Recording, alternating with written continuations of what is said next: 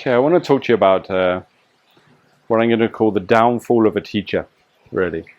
So this isn't necessarily an error that a teacher will make on day one, but it is an error that a teacher will make as time goes on, as years go on, as their notoriety goes up and how well known they are goes up, and this is what ends them.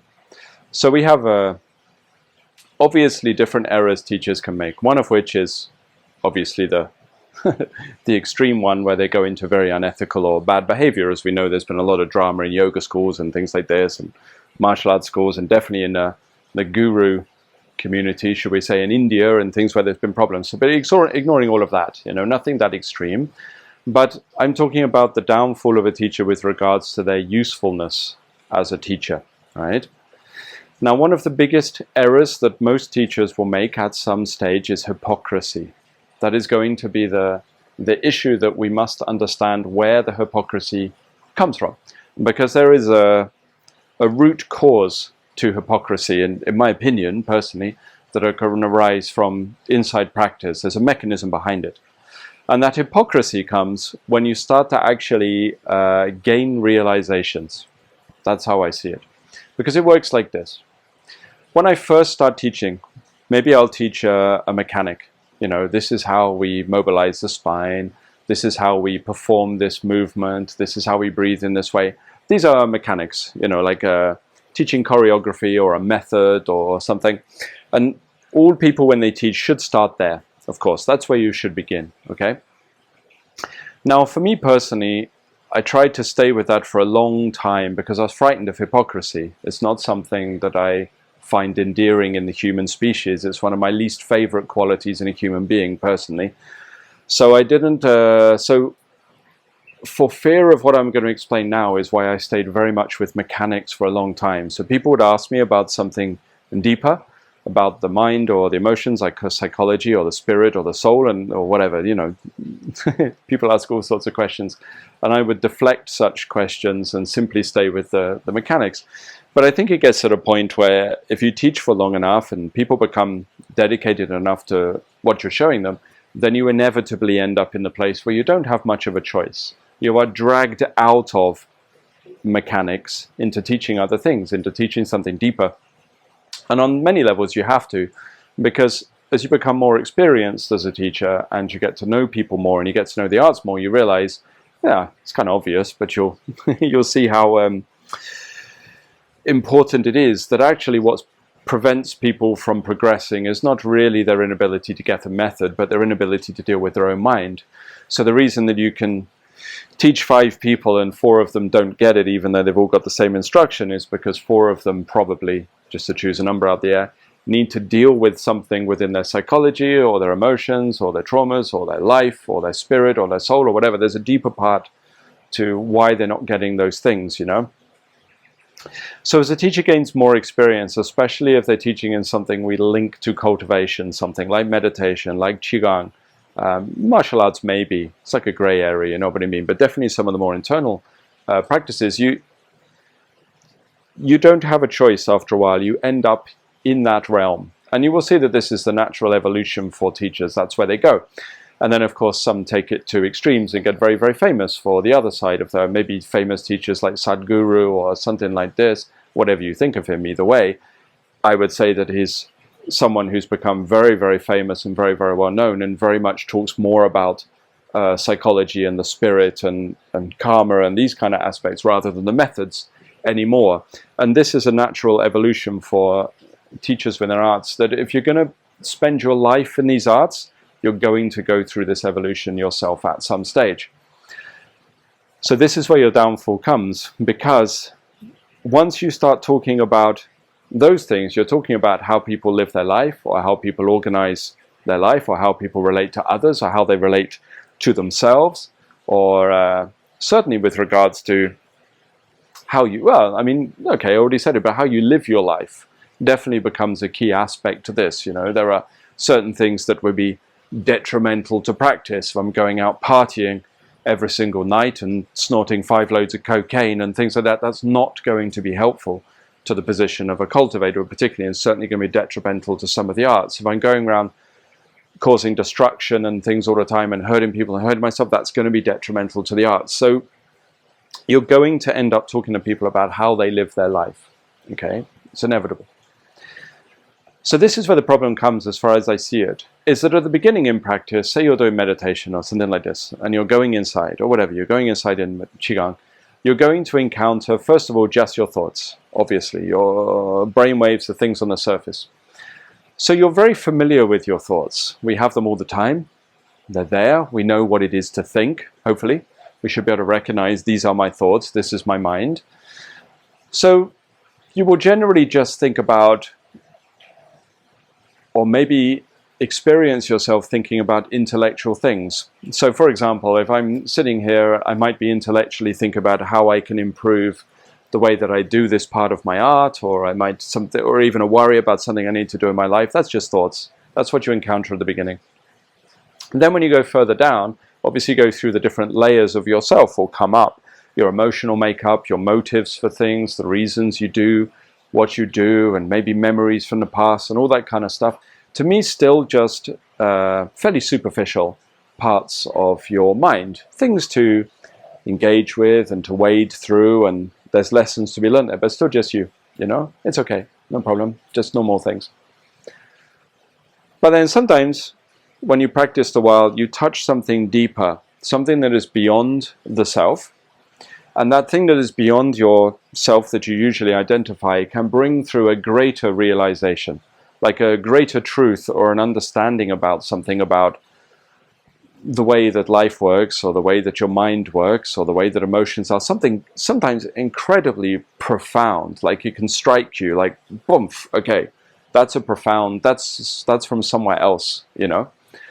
Now some people make the mistake of thinking it comes from a deity or from God or something like that, and I don't think it does. I think that there's maybe if you have the right conceptual framework, there's nothing wrong with giving ownership of that realization to God or to a deity, as if you're, so as to not take credit for it as much as anything. Okay, that came from somewhere that's not me, perhaps.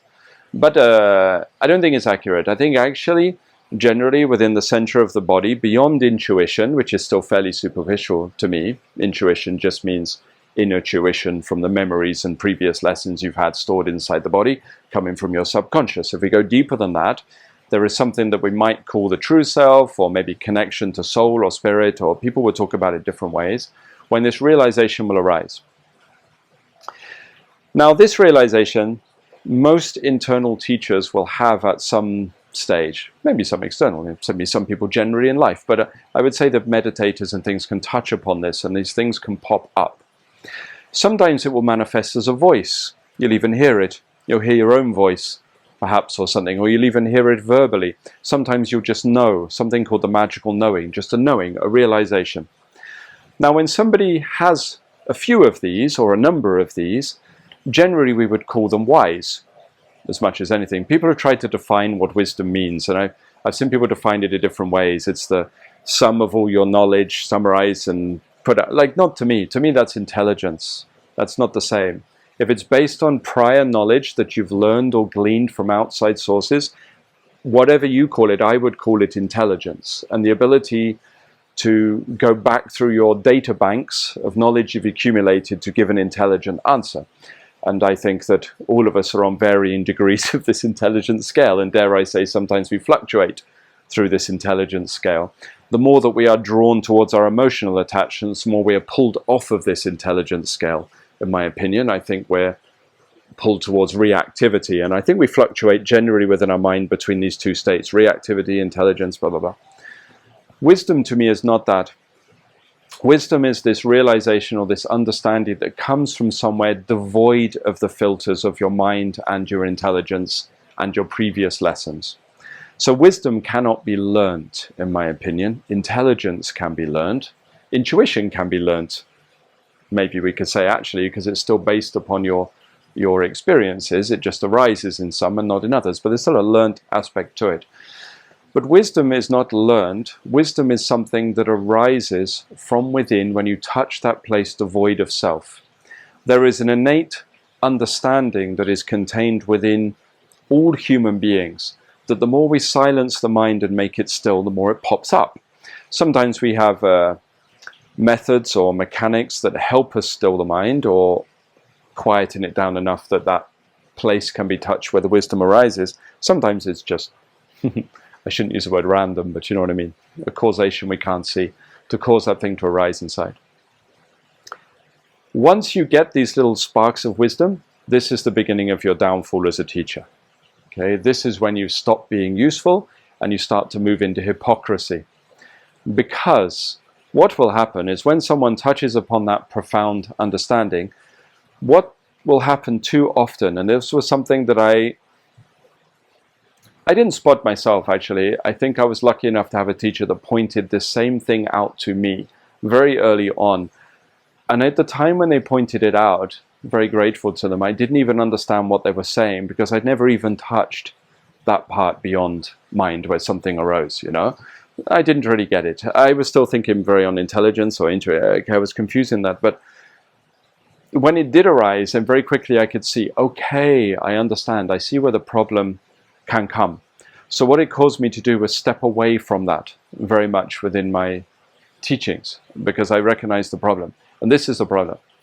It's that when that thing arises, that thing is talking to, that understanding is talking to what the Taoists call the people, right? So within the Tao Te Ching, they talk about the people. The people are you. You are the people. Because the people, when they talk about the many people or the people in a country or the nation, what they're talking about is your emotions, your thoughts, your nature, okay? The people are the experiences you have and the way that you generate yourself inside your being. It is not the external people. The Taoists are using, within their terminology, certainly within the Taoist tradition, they're using the metaphor of a nation or a country to discuss you. The various moving parts of your being and your nature is your nation. Okay, you are the country. The people that inhabit your nation are your thoughts and your feelings and all of the parts of your consciousness. Maybe we could say the non-corporeal parts of you, perhaps we could say. Within you are the people. So therefore, when the wisdom arises from inside, oh, here is something I now understand about the nature of mind or thought or suffering or disturbance in life or goals that people have or how people should live. It's talking to you. This is the key. It is talking to you. In the same way that I can look out and look at other people in my world, the deeper part of me is looking out, if you want, a weird way of saying it, from inside to look at the people of me. It is looking at me. So maybe now you can see where hypocrisy might arise. Because what it generally means is that in the majority of cases, the knowledge that you gain from inside applies to you, not to others. Your inner nature, your soul, if you want to call it that, your true self, don't know what tradition you're from, what term you use, is always talking to you because you are what it is looking at. So what happens is generally these things arise inside, and often they can be very astute. And the more you sit and you meditate and you silence the mind, the more this understanding arises and the more profound it is. And yes, it has a truth to it. It has a great truth to it. But the problem is that that truth must be applied to you. So therefore, you must do what that realization or that understanding tells you to do. You must live it. And that takes time. That takes time. You cannot instantly, well, in some cases, but usually you cannot, okay, I've changed, no problem. I understand the root for my suffering, changed. Actually, normally there's a period of integration and consideration and failure at that thing. You fuck it up, so you need to step back and go, okay, I didn't live according to that truth I understood very well, so I got to do it again. And that's life, you know, you make mistakes and you can't judge yourself on that. But at the same time, you have to get to the stage where that realization is integrated into you, so that then you are not hypocritical. Because where the hypocrisy comes is if you then tell other people that thing before you yourself have done it. So on a basic level, hypocrisy is ugly. Even if we don't take it any further, it's not very good. And we all know that there are many people, and I am not excusing myself from this. There have been times, certainly, where I have told people to do things that I don't do, of course. But all I can do is, to the best of my ability, and to the best of my cultivation is to ensure that I minimize those the best I can.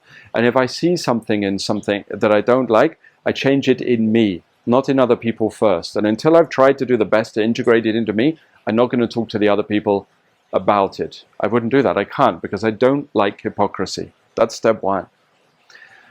But then the second issue actually goes a little deeper, even beyond the ugliness of hypocrisy, is that if you are trying to express a teaching to somebody else, or you're trying to, maybe you've had many profound things, way more profound than me, and you're a very wise person, not an idiot like Damo, but lots of wisdom pouring through, and you're able to share all of these things, okay. But if you haven't applied them to yourself, but you try applying them to other people, and then what happens is there's a distortion that comes, because the other side of how you understand yourself is in relationship to other people as well, and other people will understand themselves in relationship to you.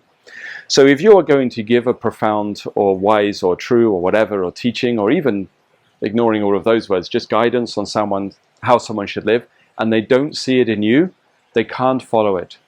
It's not possible. So therefore, by you not setting that example that they can't see in you, you have now broken that truth. You are now ending the ability of that person to hear that truth, or at least from you. Maybe they can hear it from somebody else perhaps, but they can't hear it from you. In the same way that I couldn't go to an incredibly overweight person and listen to them tell me that I needed to lose weight for my heart health or something. There would always be a certain degree of in your mind thinking, well, the message is a little confused here, and even though that's very obvious and just very external, that also happens on deeper levels to do with spirit and psychology and karma and dukkha and all of these things too. So as a teacher, you cannot be perfect. Not at all. Or I certainly can't. Maybe others can. So therefore you have to understand what your limits are, and therefore certain things that you might know and you might understand, and maybe it's true, that truth did come from inside of you, and it's not because you heard someone talk about it in a video or read it in a book or got it off the little label on a spiritual tea bag or something like that. It's not because of that. It came from inside of you, from that deeper place. It might be true, but you should not share it if you haven't done it yourself, because that truth is a very beautiful thing, and if you distort it with the mixed message, then you destroy its beauty through the power of hypocrisy. That is a big problem for cultivational teachers that we always make mistakes with, but we do our best, Now in the other way, okay, I have distorted the message for the other person through my hypocrisy. They can't hear me because my truth is not lived through me, fair enough. I shouldn't say my truth. Truth is obviously objective, not subjective to me. It is just a fact. So in actual fact, your truth, the truth, whatever it is, the realization does apply to everybody. The fact that you are distorting the message does not change the validity of the message. It just changes the fact that you can't pass it on because you are not living it. Okay, we must understand that distinction. Yeah. But in the other way, if I have not changed those things in myself, then what's going to happen is increasingly, because I know how I'm supposed to live, but I am not living that way. I know how I'm supposed to deal with my suffering, but I am not dealing with the suffering. I know how I'm supposed to change my health, but I am not changing my health, whatever it is. Okay, if that disparity is within you, that clash, then all that happens is when you look at other people, it will exacerbate within yourself that problem. So if I know, for example, that this is the root cause of my suffering, which means, obviously, that it's probably the root cause of the suffering for the majority of the human species, because truth is universal. If I then see the root cause for that suffering in somebody else, and I haven't dealt with it myself, and I start to make it the focal point for what I'm doing, it's going to exacerbate or exaggerate that within myself, because that distortion in them is going to annoy me. I'm going to look at them and it's going to niggle. Like someone has something on their face, a little bit of food around their mouth that I don't want to mention, but I just keep seeing it. I keep spotting that food and I can't concentrate. It's all I can see when I'm sat there on the date or whatever. Like, it's going to be like that with the issue that you're spotting in the other person. So then you have another factor. The more wisdom you generate, if I use that term, I hope you know what I'm talking about when I say this, right? The more of these things that come through, if I don't change them in me, all it means is I will see more of those truths or those distortions or those problems in other people. So gradually, more and more specks on the face of other people, all of the time. So I start to get more annoyed and more frustrated and more angry. And all of a sudden, the world becomes very, very ugly. And my wisdom has made the world ugly, because my wisdom has shown me the root causes for all of the problems in the world. Now, once that's all I can see, obviously, that's going to make the world hideous. And you can see this within spiritual practitioners as well, because the more wisdom they get, often the more jaded they become. They become more grumpy, dissatisfied with people. They want to get away from people. They don't enjoy the world. The beauty is destroyed. And in fact, what happens is it leads to a depression, a great sadness and discomfort with the world. If it goes far enough, obviously, that sadness and that depression often then produces the potential to actually do deviant behavior, because now I'll need something to pull me out of that darkness, that depressive state that I've moved into. So I might choose somatic pleasures, drugs, sex, alcohol, power, whatever, to try to excite myself out of that state. So if you can understand that, we can kind of see where the root causes may come from, for how someone can be very wise, very profound, can touch upon something from deep inside themselves, and yet end up becoming more and more twisted, more and more hypocritical, that's the word, and then end up in a very dark and tainted place that might lead to behavior that people would consider unethical, moral, or bad, you know? So this wisdom is a double-edged sword, which is why I say it's the downfall of a teacher. It's the downfall of a human, not even as your role as a teacher. Like, even if you ignore what you're doing for other people, it influences you as well, right? So you've got two choices. You either stay at the level of mechanics. That's one option. Stay there. Never look inside. Never go deep. I knew someone like that, a teacher that was very good at mechanics. And I'm not saying this to be negative about them, definitely not. Their mechanics were very good. And actually, I would say that morally they were pretty good, because they also understood this. So they never talked about anything deep or spiritual at all. In fact, they rubbished it and they stayed with it. And one day I sat with them, because I knew them very well over many years. And I said, what are you doing? Why limit yourself? And they told me point blank, very clearly, that they weren't prepared to go inside and find out what was inside of themselves, because they didn't want to go on that journey. I thought, fair enough. Actually, there's a certain degree of honesty there to stay with that. But if you're going to go beyond that, and you're going to get to the stage where you silence the mind and you touch these realizations, these truths that come from inside, that we might say is beyond intelligent, that is profound. It's a kind of awakening, not full awakening, I don't mean like that, but it's an awakening to the nature of truth that comes through in bits and bobs, spits and spats through the inside of your nature. If you're going to go down that route, you have to live according to those things. You have to. You don't have a choice.